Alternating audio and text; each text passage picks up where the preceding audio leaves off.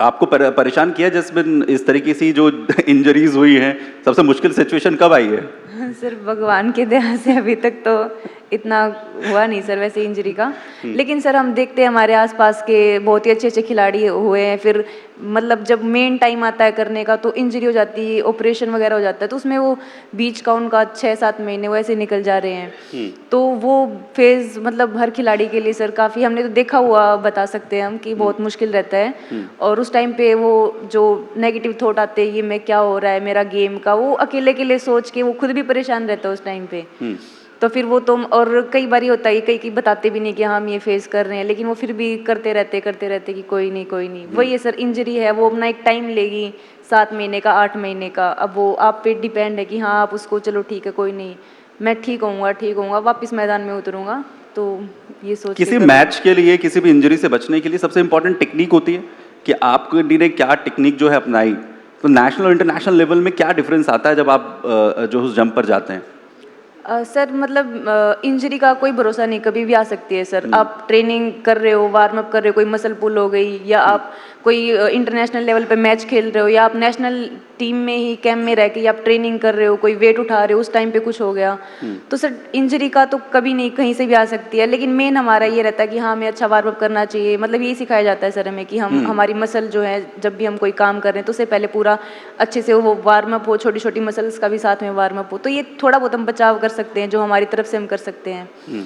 तो world championship में क्योंकि इतना लंबा करियर आप जब सोचते हैं या इतना स्ट्रेंथ करके आप वहाँ तक पहुँचते हैं, जब वो हिस्सा आया मेडल जब वो आया उससे पहले क्या चल रहा था दिमाग के अंदर? क्या ब्लैंक होते हैं जब इतना बड़ा इवेंट होता है? नहीं सर, जैसे मैंने 2022 में भी वर्ल्ड चैंपियनशिप खेली थी, वहाँ भी मैं क्वार्टर फाइनल हारी। 2023 में भी मैंने खेला, वहाँ भी मैं क्वार्टर फाइनल, मतलब मेडल से ही मैं मेडल वाले उस पड़ाव पे आगे मैं कहीं ना कहीं रुक जा रही थी। तो मेरे को था सर अंदर कि नहीं इस बार करना है और मतलब कोई भी ऐसा कुछ भी नहीं सोचना, बस ये कि हर फाइट को फाइनल की तरह लेके चलना है। और सर जब जैसे जैसे होता गया तो फाइनल फाइट भी मेरी काफ़ी टफ रही थी क्योंकि वो ओलंपिक की अभी रिसेंट की सिल्वर मेडलिस्ट थी। तो उसके साथ भी मेरे को ये नहीं था कि मतलब सबको रहता है कि एक प्रेशर रहता है, लेकिन मेरे लिए ये था कि नहीं प्रेशर नहीं लेना है, वो भी खिलाड़ी है और मैं भी हूँ। मेडल ठीक है जो भी हो, लेकिन अपनी तरफ से बेस्ट देना है, रिजल्ट चाहे जो भी आए। तो फिर सर वो रिजल्ट भी काफ़ी अच्छा रहा और मैं अपना गेम खेल पाई, मतलब बिना प्रेशर लिए, तो इसलिए फिर वो फेवर में आई फाइट। और फिर काफ़ी अच्छा लगता है सर जब हम इंडिया के लिए इतना कुछ करते हैं। और साथ ही में जो पिछले जो 3-4 साल से जो मेरी इंटरनेशनल लेवल पर जो अचीवमेंट थी वो रुकी हुई थी कहीं ना कहीं, मतलब बिल्कुल। और वो अंदर रहता है सर, मतलब कि हम नहीं कर पा रहे, क्यों नहीं कर पा रहे, मतलब इतना सब होने के बाद भी फिर जब वो एक मोड़ आया कि हाँ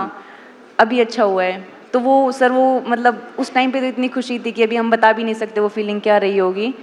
और सर यही है कि बिल्कुल जो पीछे जो सपोर्ट रहता है ना, फिर उस टाइम पे वो सब लोग याद आते हैं कि इनकी वजह से हम ये सब कर पा रहे हैं।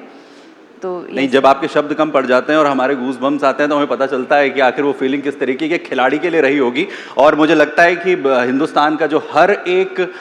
शख्स है वो उस जीत को वो आपके चेहरे के जरिए महसूस करता है। जिसमें आपकी डाइट में घी दूध शामिल है या नहीं है? बिल्कुल है सर। कितना इंपॉर्टेंट है एक डाइट एज ए प्लेयर, आप जब आप बॉक्सिंग जैसे टफ गेम को जो है वो चुनती हैं, और आप किस रूल को फॉलो करती हैं उसके लिए जिससे कि आप compete कर सकें इंटरनेशनल लेवल को लेकर? और जो तमाम आपके पीछे जो सक्सेसर्स हैं या प्रेसिडेंट्स जो भी हैं, जो खिलाड़ी बाकी आपसे प्रेरणा लेते हैं, उनके लिए आप क्या कहना चाहते हैं? डाइट कितना इंपॉर्टेंट है किसी भी खिलाड़ी के लिए, उस पर कितना फोकस होना चाहिए? सर डाइट बहुत इंपॉर्टेंट है, मतलब मान लो अभी हम ट्रेनिंग कर रहे हैं और उसकी रिकवरी किस चीज़ से होगी सर? या तो प्रॉपर रेस्ट और दूसरा है डाइट, तो इन दोनों का कॉम्बिनेशन होगा तो हम अगली ट्रेनिंग के लिए तैयार रहेंगे। तो सर बिल्कुल, और हरियाणा का तो खान पान ही ऐसा है सर, दूध घी दही, और ये कहीं ना कहीं मतलब बहुत ज़्यादा इफेक्ट रहता है। मैं भी खुद, हम स्टार्टिंग से ही हमारी फैमिली पूरा ऐसे रहते हैं, जैसे हमारे घर में अभी आज भी भैंस है और मैं आज भी मतलब घर का दूध घी दही हम खाते हैं, तो वो छूटता ही नहीं। और कभी हम बाहर जा रहे कैंप में जा रहे तो वो नहीं मिल पाता, तो वो हम मतलब वो मिस भी करते कि भाई घर पे जाएंगे तो हाँ भाई घर का देसी घी और दूध पियेंगे। तो सर बिल्कुल जो हमारी जो मतलब वो बोलते हैं ना कि एक ताकत जो देसी पने में है ना, वो कहीं नहीं मिलेगी आपको। हरियाणा में तो यही मानते हैं। अच्छा, जिसमें ये बताइए कि जब ओलंपिक्स में वो एक उम्मीद के साथ जब आप जाते हैं और उस तरीके का जब प्रेशर किसी भी प्लेयर के ऊपर होता है, जब आप अपनी उम्मीद पर उस तरीके से खरा नहीं उतर पाते हैं, देश को तो होती ही है लेकिन एक प्लेयर को भी अपने आप से उम्मीद होती है, वो इतनी मेहनत जो है वो करता है, उस प्रेशर को हैंडल करना कितना मुश्किल है और उससे आपने कैसे जो है सिचुएशन को ओवरकम किया, कैसे आप उससे बाहर निकले और उसके बाद फिर वर्ल्ड चैंपियनशिप वो तो बेमिसाल थी।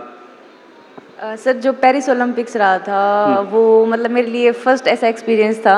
और उस टाइम पे मैं मतलब इतनी मैच्योर मान लो कि उतना समझ मतलब जैसे और एथलीट्स को देख के हाँ हम अपने सीनियर्स को देख रहे थे उस टाइम पे compete करते हुए वहाँ पे, लेकिन मतलब मेरा फर्स्ट टाइम था तो वो एक प्रेशर रहता है सर ओलंपिक नाम का ही, ओलंपिक गेम का ही कि हाँ यहाँ पे बहुत अच्छा कंपटीशन रहेगा, इतने अच्छे अच्छे खिलाड़ी रहते हैं यहाँ पे, तो वो प्रेशर था सर उस टाइम पे मेरे लिए एक। और फिर जब मेरी सर फर्स्ट फाइट ही हुई थी वो भी ओलंपिक की सिल्वर मेडलिस्ट के साथ ही हुई थी वहाँ पे, तो उस टाइम पे पता नहीं कि उस फाइट में मैंने नहीं सोचा था बिल्कुल भी कि अच्छा सिल्वर मेडलिस्ट के साथ आई क्या होगा, मेरा उस टाइम पे भी यही था कि हाँ मेरे को अपना 100 देना, अच्छा करना है जी।